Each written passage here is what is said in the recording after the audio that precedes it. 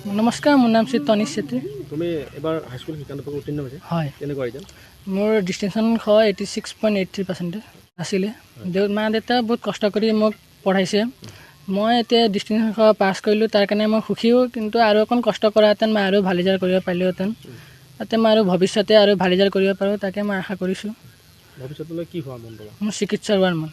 দেউতাই কি কৰে? দেউতাই বেপাৰ কৰে। কিহৰ বেপাৰ? শাক পাচলি ব্যৱসায় কৰে। হয়।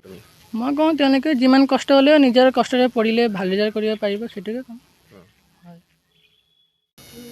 তনিশ চেত্ৰী, জামুগুৰি একাডেমী।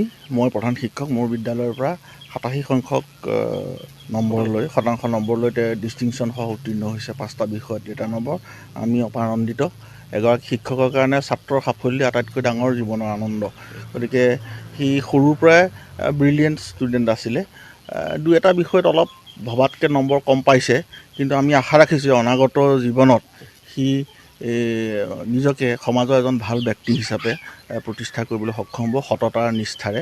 আৰু লগতে তাৰ যি উত্তৰ পুৰুষ আছে, উত্তৰ সুৰুচি ছাত্ৰ ছাত্ৰী আছে, তেওঁলোকৰ কাৰণতে এটা নতুন পথ বা বাট দেখুৱাই যাব যে মানুহে যিকোনো পৰিস্থিতিৰ মাজত থাকি নিজৰ জীৱনটো আগুৱাই নিব কেনেকৈ পাৰি, সি এটা ভাল উদাহৰণ আমাৰ সমাজখনৰ কাৰণে।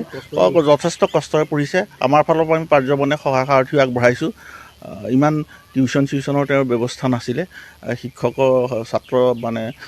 বিদ্যালয়ৰ শিক্ষকসকলেই যথেষ্ট পৰিমাণে সহায় সাৰথি কৰিছিলে।